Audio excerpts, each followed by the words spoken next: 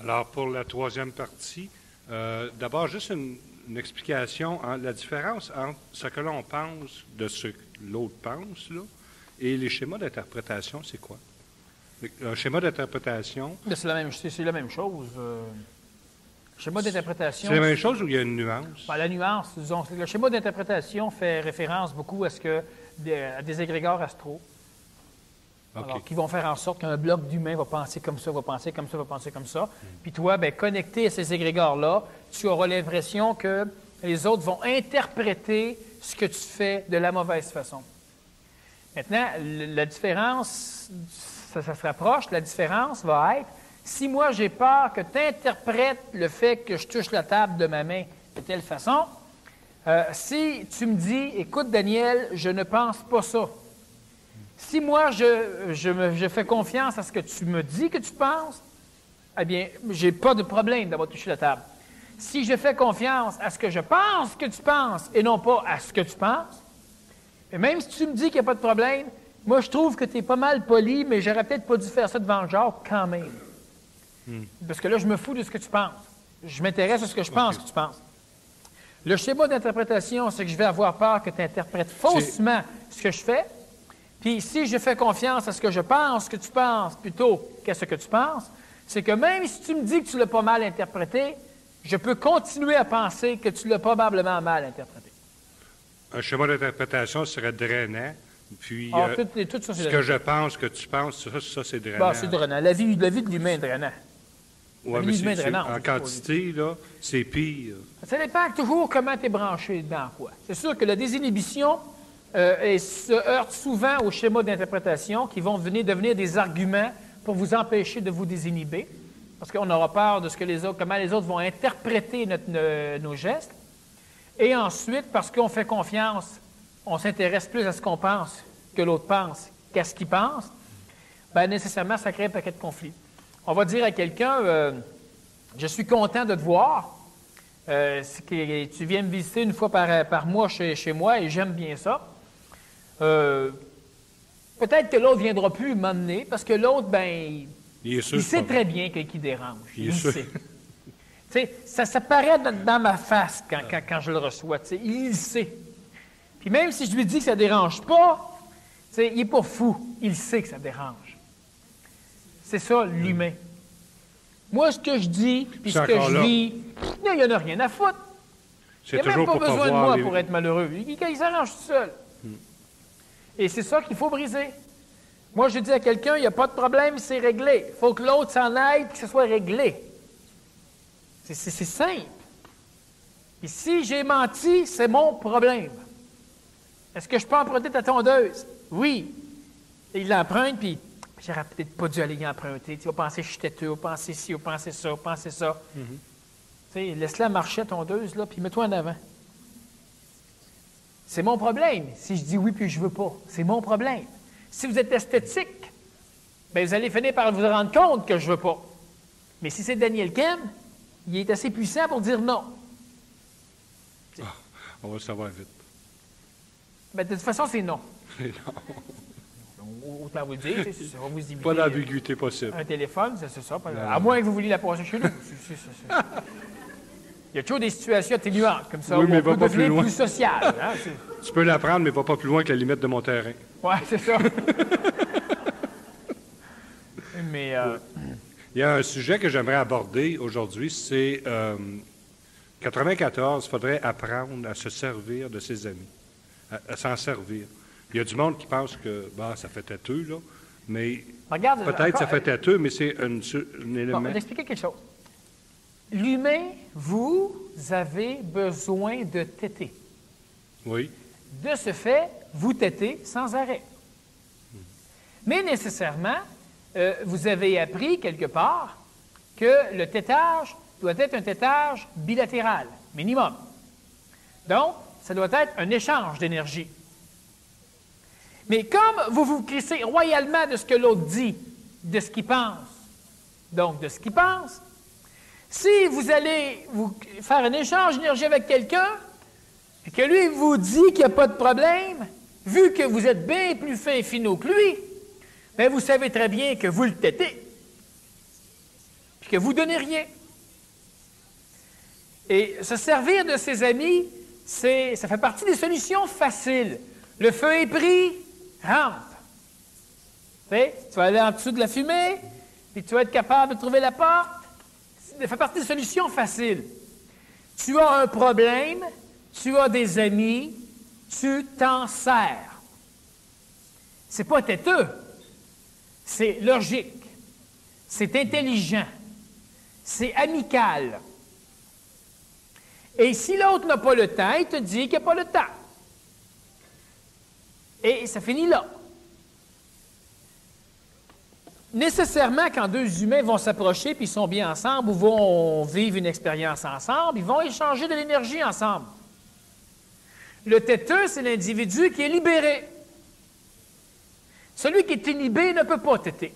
Celui qui est désinhibé ne peut pas têter. Celui qui est libéré, il va têter. Et nécessairement, il ne s'en rendra pas compte. Ou il va trouver que c'est l'autre qui est pogné, que lui n'est pas libéré, mais que l'autre est pogné. Il y a un principe très, très, très simple à appliquer. Hein? Laisse donc la chance à ton ami de pouvoir te dire que ça ne fait pas son affaire, c'est ça. C'est ça.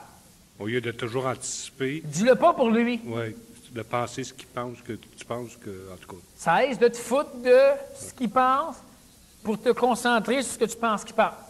C'est ça. Bon. Peux-tu venir m'aider? Il faut que je change les freins de mon automobile. Ah, mais j'ai pas beaucoup de temps. Non, pas de problème, pas de problème. Tu peux pas venir m'aider, tu peux pas venir, pas de problème. Fini là. Mais on a tellement peur de têter. Pas de têter qu'on a peur. Voulez-vous être aidé par vos amis? On a peur d'être en face du miroir. Ben, c'est ça. Puis tu as peur aussi, servir de ses amis, là. Tu as peur aussi que ça fonctionne et que tu sois plus heureux. Ben oui. T'aimes ta merde. Surtout pas s'en sortir. Ben non. Alors, veux-tu régler ce problème? Oui. Appelle un tel. Oh, mais veux-tu régler ce problème? Non. Alors, n'appelle pas un tel. Ça, c'est même facile de vivre de même. Tu n'as pas plein de raisons à donner pour l'appeler. Tu viens de constater que tu ne l'as pas t'en sortir. Tu veux changer tes freins, puis tu connais un tel qui connaît la mécanique un peu, qui peut t'aider. Oh, mais je sais pas, c'est pas évident, tu sais, il fait froid, c'est pas évident qu'il y ait, tu sais, les fins de semaine, le monde, ils sortent. Oh, le monde, ils sortent. Certains. Ils sortent. Appelle. S'il est sorti, ça te fera pas mal. S'il est pour sortir ailleurs que pour tes freins, ça te fera pas mal. Puis s'il est pour dire oui, ça va te faire un peu mal. Mais tu vas pouvoir changer tes freins plus vite. Avoir le reste de la journée à toi. Ce sont les inconvénients. Puis c'est pas drôle. Puis en même temps, on va c'est ça, c'est des maudits inconvénients. Là, après ça, tu es pogné à devoir lui dire merci. Ça, c'est tout à fait. C'est à constater que tu es manipulé, que tu es dépendant des autres. Oh, tu m'as vu des Et en plus que les autres se trouvent être ton ami. Non, c'est encore bien plus terrible. Ça, c'est terrible. Tu es bien mieux d'apprendre à faire. Non, franchement, vous êtes bien mieux de faire vos freins tout seul. Ça va être plus simple. Ça va vous prendre une journée et demie. Aller casser un boulon ou deux, vous allez acheter un paquet d'outils que l'autre avait. Mais au moins, vous allez avoir appris comment changer des freins. Ouais, parce que si un jour quelqu'un vous appelle pour avoir besoin, parce qu'il a besoin d'aide, vous allez pouvoir y aller. En veux-tu des raisons idiotes? Puis si l'autre, il vient changer tes freins, en plus, tu vas apprendre aussi à changer tes freins. Ça va coûter moins cher d'outils. Tu vas avoir plaisir avec l'autre. Il va aimer ça aussi sa journée. Puis, si tu as aidé quelqu'un, tu iras pareil. Ces situations-là, on rit de ça, là, mais c'est... Ah, mais c'est des situations qui sont évidentes. C'est évident. Tu as une lettre à écrire à quelqu'un, tu n'es pas bon en orthographe. Tu demandes à quelqu'un s'il peut corriger tes fautes. Ben voyons donc, qu'est-ce qu'il va penser de moi? Ouais. Il va penser que tu es allé à l'école. Qu'est-ce qu'il va penser? Il ne peut rien penser d'autre, Steve. C'est pas écrire. Tu es allé à l'école. Minimum université. Mais non, mais qu'est-ce que... Ah, ouais. Mais moi, je vous parle de simplicité. C'est pas bon. Peux-tu me corriger? Si l'autre a le temps, il corrige. Après ça, tu regardes ça, puis tu vois plein de fautes. Tu vois pas comment tu es épais. Tu vois comment la langue française est compliquée. Mais non, qu'est-ce qu'il va penser de moi? Tu niaiseux, c'est moi le paquet de fautes que j'ai écrit. C'est vrai. Mal là donc tel quel. Comme ça, ton chum ne pensera pas que tu n'es pas bon en français. Oui, il y en a qui se limitent parce que, justement, ils ne sont pas bons en français, ils n'écriront pas. Bien, c'est la majorité vont faire. Ouais. Parce que c'est le miroir, ça. T'écris, tu as des fautes, c'est le miroir. Ben oui, il ne faut pas que le monde le sache. Les gens qui ont de la difficulté avec les ordinateurs, là, les astis d'ordinateur, là, ben c'est ça. Parce que, voyons, il ne marche pas, cet ordinateur-là. Ça, c'est un miroir. Il ne marche pas. L'ordinateur, il fonctionne. C'est toi qui ne fonctionne pas. C'est simple. L'ordinateur te dit de peser sur R. Puis tu pèses sur P. L'ordinateur, il fonctionne, lui. Il n'y a pas de problème. Hein? J'ai connu quelqu'un, il a acheté un ordinateur pour la première fois, et puis, là, il y avait un disque dur, là, il commence à tripoter avec sa souris, il y a un menu en haut, puis là, c'est écrit « Formatage ». Ça veut dire tout effacer ce qui est sur le disque. Alors, il n'est pas pour lire le livre, pas de suite. Pas de suite. Là, il essaye ça, formatage. Là, ça dit tout ce qui est sur votre unité DH10 va être effacé. Cancellé, OK. OK. OK. Tout ce qui, vous allez perdre à jamais tout ce qui est sur le disque. Ben, je dis, ben, t'es bien niaiseux, ça, c'est moi. Je dis, OK. Là, ça a tout formaté. Là, il n'y avait plus rien. Parce que il allumait après ça, la machine, elle disait, mettez telle disquette, parce que là, le disque dur, il n'y a plus rien dessus. Alors, on revient, je remets tout sur le disque, je redonne l'ordinateur. Là, il dit, bon, où en étais-je? Formatage. Il dit, comment encore la petite crise de question? Je dis, OK, l'autre fois. Là, ça ramène encore, êtes-vous sûr que? OK. Là, ramène l'ordinateur. Puis après ça, finalement, quand il comprend qu'il aurait dû lire ce qui était écrit, plutôt que de dire, qu'est-ce que c'est? OK, OK, OK. Là, il me dit, ben oui, mais elle ne demande pas assez souvent. Il y a une deux fois. Il a fait que, non, juste deux fois, il demande une deuxième fois. Alors que moi, déjà, quand je dis effacer, puis ça me dit, êtes-vous sûr? Je me dis, ouais. Lui, ce qu'il suggère, c'est qu'elle demande 3 fois en plus. Je vais m'arracher les icônes de l'écran, moi, là, ça fait 3 fois. Mais juste pour vous dire comment c'est que la personne était confrontée à elle, pas grâce, à cause de l'ordinateur. Ça fait toute partie, ça, des simplicités de la vie, n'est-ce pas? Vous voyez comment c'est facile de vivre, là. C'est banal. Un jour, il y a un gars qui avait une grosse moustache, il était en train de camper, puis là, évidemment, son feu, c'était un Montréalais. Alors, un Montréalais, il commence à mettre du bois, tu sais, parce que dans un feu, tu mets des bûches, alors il met des bûches. Là, il prend... Un Montréalais, ça campe avec des allumettes. Des allumettes étanches à l'eau. Vous savez, des allumettes avec de la cire au bout, là. Moi, je campe avec un briquet, moi. 3000 allumettes, puis tiens, on va être... Lui, il a sa petite boîte avec sa petite cire. Casse. Il arrête d'allumer une. Là, il pense qu'avec sa petite bûche, là, son petite allumette, il va allumer les grosses bûches. Là, ça ne marchait pas, fait qu'à un moment donné, ben là, il se rappelle subitement qu'il y a un petit peu de nafta. Pas loin. Alors, il va chercher son nafta. Il y avait des petites braises, là. Puis là, il fait... Puis ça a fait pouf! Et il est parti, il a perdu un bout de moustache. Et il en a conclu que c'est un rasoir. Non, il en a conclu que là, il avait l'air fait en hostie avec juste une moustache, un bout de moustache. Ouais. Là, il en a conclu qu'il ne peut pas se la raser. Parce que le monde va le voir sans moustache. Mais il en a conclu qu'il ne pouvait pas non plus ne pas se la raser. Parce qu'il en restait juste la moitié. Des poils en dessous du nez. Non, mais tu sais, mais toute la le gars, il sacrait, il chiolait. Puis il savait, mais le monde recherche le malheur. Ouais. Tu sais, tu fais bout, fou. Pour être sûr, là. Ah. Puis là, tout le problème, là, du poil, là, ça marche pas comme ça. Ça marche pas comme ça. C'est tellement... Je sais pas si tu te rappelles, tu as déjà rencontré ça, les hippies? Oui. Les grosses barbes, les gros cheveux longs. Pendant leur sommeil, coupez-leur la barbe ou les cheveux. C'est la guerre. Aujourd'hui, Alors, ils ont les cheveux tout bien courts, ils n'ont plus de barbe. Tu sais, c'est pas, c'est ce temps-là. C'est pas. C'est ça la vie de l'humain. Tu sais, c'était tellement important, tellement important, tellement important. Il faut absolument, absolument qu'on sache, si on veut se servir de ses amis, ça veut dire, premièrement, être capable d'admettre qu'on a des amis. Ça, c'est tout un autre style d'affaires. Parce que vous n'en voulez pas d'amis. Vous voulez des connaissances, vous voulez des camarades, des compagnons de travail, des choses comme ça. Des amis, pas plusieurs, c'est emmerdant. Là, c'est parce que vous confondez famille et amis. Tu sais? Bon. Vous voulez des amis, donc nécessairement, s'ils sont vos amis, c'est qu'ils sont un peu comme vous. Donc, nécessairement, c'est des gens qui vont vous respecter. Des gens que vous devez respecter.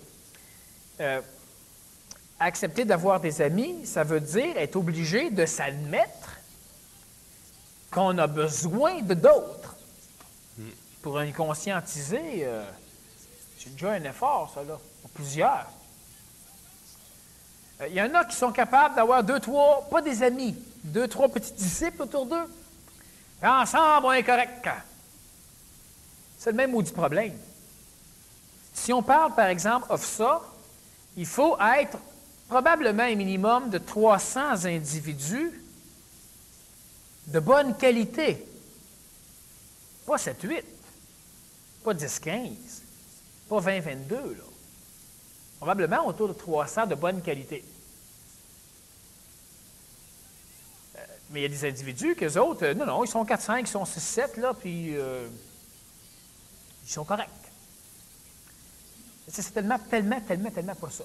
Donc, admettre que tu as besoin de d'autres, admettre que tu en as besoin pour t'alimenter, donc admettre aussi de t'alimenter, de cesser de penser que tu t'aides. Écoute, je te tête dessus, l'autre dit non, c'est réglé. Vous vous fiez à ce qu'il pense, donc à ce qu'il dit, et non pas à ce que vous pensez qu'il pense. Bon. Se servir de ses amis, ça veut dire s'en servir pour s'amuser. Puis quand on parle de s'en servir, c'est de s'en servir. Servez-vous de moi au maximum. Si je ne veux pas, moi dire non. Puis quand je dis non, mais vous comprenez, puis ça finit là. On va être amis. Ça, c'est des amis, ça. Quand l'autre dit non, puis que, ben oui, mais là, tu vas être mon ami, puis je te demande des services, il dit non. Moindrement que l'autre est émancipé, c'est plus évident qu'il va être votre ami. Ensuite, être capable de se servir de ses amis pour parler. La conscientiser a une parole relativement magique. Plus les gens vont être nombreux à se réunir pour parler d'un problème, que les gens parlent ou que les gens assistent pour entendre parler, du groupe de 5-10, Genesis, c'est exactement la même chose. Plus de gens vont faire ce genre d'exercice, plus ça crée dans l'astral, ça crée des solutionnements à des problématiques. Ça crée une percée où l'intelligence va pouvoir passer. Bon. Antérieurement, il y a quelque temps, il y a le Nazaréen qui disait que là où 2 ou plus vont se réunir en mon nom, mais à l'époque, on parlait du Christ, qui est l'intelligence supramentale, je serai parmi eux. Bien, évidemment, ce n'est pas le Nazaréen qui va aller parmi eux autres. Mais l'intelligence, en son nom, parler d'amour, parler de paix, parler d'esthétisme, parler on parlait, bien, évidemment, là, c'est traduit de l'araméen à l'hébreu, de l'hébreu à l'anglais, de l'anglais à l'allemand, de l'allemand au français. C'est sûr qu'on en perd des petits bouts. Bon, mais c'est la même chose. Donc, le fait d'avoir des amis, vous avez des problématiques astrales, des problématiques de désinhibition, n'importe quel style d'affaires. Mais la ruse humaine, c'est justement de ne pas en parler. Ou on en parle tous les deux, là, mais là, tu sais, parle-en pas aux autres. Tu sais, je veux pas qu'un tel, puis un tel, puis un tel. Écoute, lâche ces amis-là. Ou bien, c'est pas grave s'ils sont au courant. Plus il y aura de gens au courant des bébites qui vous habitent, des problèmes que vous avez, plus vite ça va se régler, puis sans que vous ayez à faire trop d'efforts, parce que vos amis ne parleront pas contre vous, vont parler contre le problème. Juste parce que des gens vont en parler de ce problème-là, bien, les choses vont se régler à peu près tout seules. Ce n'est pas de la théorie. Nous l'appliquons régulièrement entre une quantité d'individus du groupe des chefs et ça fonctionne. Puis on parle de problèmes de mineurs à des problèmes tellement d'envergure qu'on ne voit pas comment on peut régler ce problème-là avec tel ou tel individu. Puis juste le fait d'en parler constructivement. On ne parle pas contre l'individu, on parle contre la stupidité de tel problème. Puis par la suite, quand on rencontre la personne, souvent elle va venir nous dire « Écoutez, j'ai pris telle décision, là, je pense que... » Puis finalement, c'était exactement dans la même ligne que nous autres. On ne l'a même pas manipulé. Puis ce qui arrive souvent, c'est quand on se met à en parler, elle se met automatiquement à réfléchir. Pour vous, c'est la même chose. Mais on cache. On cache. Vous ne voulez pas vous voir la face, puis vous avez tellement peur de ce que les autres peuvent penser de vous si vous voyez la face. Écoutez, on est toute une gang d'humains. L'astral est là. C'est pas l'humain qu'on doit haïr, c'est l'astral. C'est pas l'astral qu'on doit aimer, c'est l'humain. Alors, nécessairement, bon, il est jaloux, il a peur de ceci, il n'est pas sûr de cela. Plus on va le savoir, plus ça va se régler. C'est sûr qu'humainement parlant, l'humain étant construit, manipulé par les structures habituelles, si on connaît une faiblesse chez quelqu'un, bien, l'humain normal s'en sert pour le démolir. Mais tenez-vous pas que du monde comme ça. Puis quand vous allez avoir trouvé vos bons amis, bien, servez-vous de vos amis. Ce sont des clés. Des outils essentiels. J'ai un problème, et j'en parle, puis il y a des problèmes qui ont été réglés où on disait à la personne, parle-nous-en. La personne a dit, écoute, j'ai 50 000 de dette et tout le monde me court après, même si je vous en parle. À moins que vous puissiez tous me donner 60 000 mais sans ça, je ne vois pas. Non, je dis, écoute, on ne peut pas te dire quoi faire. Ce que je te dis, c'est que si on en parle, lui, elle, moi, toi, les choses vont s'améliorer. Je ne sais pas comment. Je te dis que ça fonctionne. C'est une mécanique. C'est le même. Alors, on a commencé à en parler. Tu étais là d'ailleurs. Une soirée de temps. Puis, 2 semaines après, d'autres petites réunions, on en a encore parlé. Pas du problème, de la stupidité de ce problème. Fait juste conte-nous ça. Ah, mais c'est stressant, tabarnouche, puis il arrive ci, puis il arrive ça, puis après ça, ça lâche pas, puis là, à un moment donné, on regarde. Tu sais, tu te rends compte comment c'est la vie? Brillant comme on est, d'amancher comme tu l'es. On ne parle pas contre la personne. 2 semaines après, réunion. Ah, ben là, il y a une affaire que j'avais à vendre, là, que personne ne voulait avoir, puis là, apparemment, ça va, puis là, fling. Puis à un moment donné, ben là, j'ai eu une offre d'emploi, mauditement, puis finalement, le gars n'a plus de problème. Tout s'est réglé, puis il n'y a plus de dette. Puis en plus, après chaque réunion, les 2 semaines qui passaient, il était mieux. Il avait du carburant. Il se servait de ses amis. C'était difficile pour lui, parce qu'au départ, il disait, écoutez, non, on fait une réunion, mais je ne suis pas pour vous embêter toute la soirée avec mes affaires. Et on se réunit pour parler de nos problèmes. Alors pourquoi ça donne? Puis lui, c'est une personne qui a réglé beaucoup de problèmes. Alors pourquoi faut-il que quand c'est maintenant tes problèmes, que là, ça va déranger les autres? Parce qu'il y a une chance de s'en sortir. Et parce qu'il veut rester dans sa merde. Ça. Parce que, est-ce que ça va te déranger? Je parle de mes problèmes. Tu dis non. Qu'est-ce qui en déduit? Ça va déranger. Ça va déranger. Fait que là, il a fallu qu'on commence par là pour parler brosser la cage. Puis finalement, on a commencé à parler de son problème. Puis lui, ben, il n'a pas le choix, il était là, tu sais. Mais finalement, ben là, il a commencé à embarquer un petit peu. Puis tout s'est réglé. Puis ça se règle, c'est très réflexe, l'affaire. Quand c'est bien fait, c'est pas 3-4 ans après, là. Dans la semaine qui suit, il a vu des changements majeurs. Des changements qui étaient imprévisibles. Mais l'intervention d'intelligence n'est pas prévisible par l'astral. À l'époque, il est là. Puis comment que... Tu sais, je dis, oui, mais si tu vends ton terrain, là, tu claires déjà la moitié de ta dette, tu vas avoir un petit peu d'argent. Il dit, ça ne va rien changer, parce qu'il va se passer ci, il va se passer ça, va se passer ça. Bon, on a parlé. Après ça, hop, il vend le terrain. Bien, il ne s'est pas passé ça, puis ça. Pourquoi? Parce qu'il y en a un là-bas qui a oublié tel dossier. Puis parce qu'à un moment donné, bien, il y a eu la chance de peut-être qu'il y avait un emploi en même temps, ce qui fait que la banque a dit, bien, écoute, on va attendre avant d'eux pour voir si tu peux que...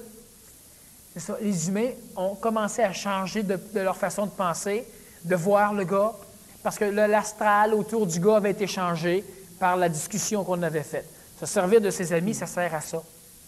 Pour la maladie, c'est utile. On ne parle pas de guérison, on parle de parler. Ou juste pour rallumer la flamme, que des fois peut être éteinte. C'est-à-dire que si tu te sers de tes amis, nécessairement, tu donnes du carburant à la flamme. Ou ensemble, oui, c'est ça. OK? Parce que te servir de tes amis, ça veut dire vivre dans l'ère nouvelle. Donc, tu mets du carburant. OK? Être capable d'accepter de te voir la face telle que tu es, ça met du carburant. Donc, tu ravives la flamme. Tout, je vous ai parlé de ce qui était des anticarburants. Donc, des carburants qu'on allume à un moment donné dans des réacteurs qui vont nous empêcher d'avancer quand on approche trop du succès. L'humain, s'il se sert donc des outils, bon, on parlait de l'amitié, on parle des inhibitions, s'il fait l'inverse, s'il accepte d'appliquer des techniques ou des solutions, même si c'est anti tous ces maudits concepts. Je te suggère d'aller voir un guérisseur philippin. Non, mais c'est prouvé que c'est faux. Ça ne guérit un paquet. Oui, mais ça guérit juste des épais. Mais tu aurais intérêt à être épais 2 semaines, là. Aller voir le guérisseur et revenir guéri. C'est entre toi et moi. Penses-tu que moi, je suis assez épais pour me faire guérir par le guérisseur? Non, si tu es trop intelligent, tu vas rester malade, toi. C'est une des solutions, si elle est accessible, bien, vous relaxez, puis vous y allez. Si ça ne fonctionne pas, ça ne fonctionne pas. Si ça fonctionne, ça a ses inconvénients. C'est dommage. Là, vous êtes guéri, puis là, bien, vous allez devoir vivre comme une personne guérie, c'est-à-dire que vous allez devoir trouver d'autres façons d'arriver à être malade. C'est ça. Oui, mais il va quand même rester un humain normal, là, c'est bien évident. Sauf que ça l'aurait laissé... mais c'est pas obligatoire. Là. C'est pas obligatoire. Non, mais je parle de la démarche d'un humain quand même. Quand un humain est guéri, c'est pas long qu'il cherche une façon d'être encore malade. Oui, je sais. Ils font des crises de cœur, on les soigne, après ça, ils relaxent un peu, puis ils cherchent encore une façon de... Toutes les fois qu'on est sur le bord d'être malade, on se sert de ses amis pour empêcher ça. Là. On devrait se servir de ses amis suffisamment pour plus être sur le bord d'être malade, évidemment. Oui. Mais se servir de ses amis, ça veut dire être capable continuellement de se servir de ses amis. Tu as besoin d'affection, il y a des amis qui peuvent t'en donner. Tu es inhibé en face de certains, mais tu sens que ça pourrait être bien, bien c'est à toi de commencer un travail de désinhibition. Pas attendre que ça plaise à ton ego. Ça ne plaira jamais à ton ego. Ben non, lui, pas attendre que l'astral veuille. L'astral n'a rien à faire, elle ne voudra pas non plus. Ben, elle veut même pas de vouloir. Mais non, je dis que ça ne la regarde pas. C'est des mécaniques. Bon. Alors, tout ce que tu as à faire, c'est de parler avec l'autre. Juste le fait de parler. Elle est déjà réglée une grande partie de la désinhibition. Et ensuite, tu commences un travail. Plus le travail est lent, mieux il va être fait. Une désinhibition rapide dans les premiers temps est toujours une libération. Okay? On peut faire une libération douce, mais on ne se nourrit pas dans une libération. On se libère. Donc, on est mieux. On est dégagé. On n'est pas nourri, on n'avancera pas. Et une grosse différence, regardez ceci. Je me libère doucement avec une personne, je suis mieux, libre. J'ai besoin d'elle. Elle n'était pas là, j'ai un trou. Mais parce que je suis libéré, sa présence ne me nourrit pas. Au début, j'aurai l'impression qu'elle me nourrit un petit peu. Elle ne me nourrira pas tout le temps. Parce que je ne suis pas désinhibé, libéré. Et tout ce que ça va faire, c'est quand elle est là, mais quand elle est partie, j'aurai un vide. Ça peut être de petit à beaucoup. Et quand elle va revenir, j'aurai l'impression qu'elle me nourrit. Non, elle me sécurise. Je ne l'aime pas. Il y a une nuance entre être sécurisé par quelqu'un et aimer quelqu'un. Tous les couples se sécurisent mutuellement. C'est pas ça de l'amour. Si je me désinhibe avec une personne, ça va être lent, progressif. Et chaque fois qu'on va se rencontrer, on devra recommencer la désinhibition. Ça sera de plus en plus rapide. Mais ce sera à refaire à chaque fois. Et à chaque fois qu'on va être capable d'être en contact désinhibé, à chaque fois, on va grossir énergétiquement. Et quand on va cesser, on va s'éloigner. Si j'étais désinhibé, je vais me rappeler du plaisir que j'ai à m'alimenter, mais je ne souffrirai pas de baisse de potentiel. Si je souffre une baisse de potentiel, c'était parce que j'étais libéré ou parce que je m'auto-flagelle d'avoir eu du plaisir, du bonheur. Bon. La désinhibition, elle n'est jamais réglée pour la vie, elle se refait quotidiennement à chaque fois. À chaque fois qu'on... On devra se réapprivoiser. Oui. À chaque fois. Tu es désinhibé avec ton mari, bien, ça veut dire que chaque matin, chaque soir, après chaque fois que tu reviens de travailler, que vous vous revoyez, vous devez vous réapprivoiser. Ça prend 30 secondes, ça prend une minute. Il y aura toujours un arrivé froid qui va ralentir les deux particules élémentaires qu'on appelle des humains.